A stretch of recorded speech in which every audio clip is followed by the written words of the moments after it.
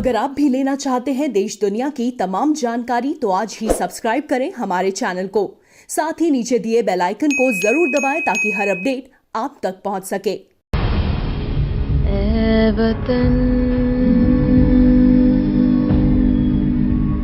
मेरे वतन,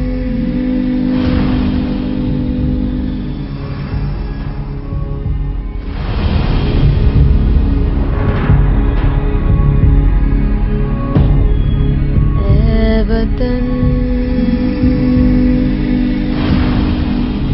मेरे वतन। नमस्कार, प्रवास साक्षी न्यूज नेटवर्क और आप सभी का स्वागत है। कांग्रेस के पूर्व अध्यक्ष राहुल गांधी एक समय गरीबी को मानसिक अवस्था बता चुके हैं। उन्होंने कहा था कि ये मानसिक अवस्था होती ही गरीबी दरअसल कुछ होती नहीं है। और आज उन्होंने प्रवासी श्रमिकों की दुर्दशा पर, कथित दुर्दशा पर एक डॉक्यूमेंट्री जारी की है।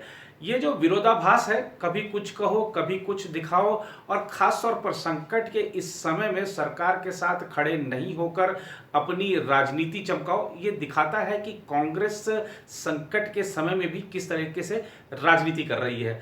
आपको पहले हम बताते हैं 2013 में राहुल गांधी ने जो बयान दिया था उसके बारे में, और आज जो राहुल गांधी ने डॉक्यूमेंट्री जारी की है अपने सोशल मीडिया मंचों पर उसके बारे में। तो सुनिए राहुल गांधी ने 2013 में क्या कहा था। राहुल गांधी ने इलाहाबाद के गोविंद वल्लभ पंत सामाजिक विज्ञान संस्थान के कार्यक्रम में कहा कि गरीबी सिर्फ एक मानसिक स्थिति यानी दिमागी हालत है, और इसका खाना खाने, रुपए और भौतिक चीजों से कोई वास्ता नहीं है। राहुल गांधी के मुताबिक जब तक कोई शख्स खुद में आत्मविश्वास नहीं लाएगा तब तक वह गरीबी के मकड़ जाल से बाहर नहीं निकल पाएगा। अब आप देखिए कि राहुल गांधी ने जो डॉक्यूमेंट्री जारी की है अपने सोशल मीडिया मंचों पर, उसके बारे में बात करते हैं। राहुल गांधी के आवाज में इस डॉक्यूमेंट्री में मजदूरों की मुश्किलों को बयां किया गया है। उन्होंने करीब 17 मिनट की इस डॉक्यूमेंट्री में लॉकडाउन के दौरान प्रवासी मजदूरों के दर्द को दिखाया है। गौरतलब है कि लॉकडाउन के कारण ट्रेन और बसों के बंद होने के बाद प्रवासी मजदूर पैदल ही अपने अपने घरों को निकल पड़े थे। विभिन्न जगहों पर हुए हादसों में कई मजदूरों की मौत भी हो गई। इस डॉक्यूमेंट्री में कांग्रेस के पूर्व अध्यक्ष ने कहा कि गरीबों और मजदूरों को न्याय दिया जाए और देश के आर्थिक रूप से कमजोर 13 करोड़ परिवारों में से प्रत्येक को 7500 रुपए की मदद दी जाए। राहुल गांधी ने गत 16 मई को दिल्ली के सुखदेव विहार फ्लाईओवर के पास इन प्रवासी मजदूरों से मुलाकात की थी। उन्होंने फुटपाथ पर मजदूरों के साथ बैठकर बात की थी। कांग्रेस के पूर्व अध्यक्ष ने उत्तर प्रदेश के झांसी के रहने वाले इन मजदूरों का दुख दर्द साझा किया और घर भेजने का इंतजाम करवाया था। ये मजदूर हरियाणा के अंबाला से पैदल चलकर अपने गांव जा रहे थे। उस बीच अगर देश में कोरोना वायरस की बात करें तो लगातार संक्रमण के मामले बढ़ रहे हैं। बीते 24 घंटे में कोरोना वायरस के मामलों में सबसे बड़ा उछाल देखा गया है।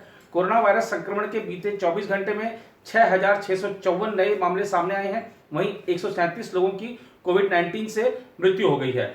लॉकडाउन 4.0 में भी कोरोना संक्रमण के मामले कम नहीं हो रहे हैं। कोरोना संक्रमितों की संख्या बढ़कर आज 1,25,101 हो गई है। देश में कोरोना के एक्टिव मामलों की संख्या हालांकि 69,597 ही है। वहीं अब तक देश में 3,720 लोगों की कोरोना संक्रमण के चलते मौत हो गई है। यह आंकड़े स्वास्थ्य मंत्रालय की ओर से जारी किए गए हैं।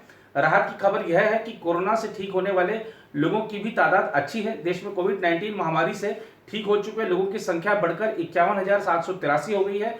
सभी लोगों को डिस्चार्ज कर दिया गया है। डिस्चार्ज होने के बाद भी मरीज कई दिनों तक खुद से आइसोलेशन में रहते हैं, जिससे अगर दोबारा संक्रमित हो तो कोई और संक्रमित ना हो पाए। अगर देखा जाए तो सबसे ज्यादा महाराष्ट्र में मामले सामने नजर आ रहे हैं।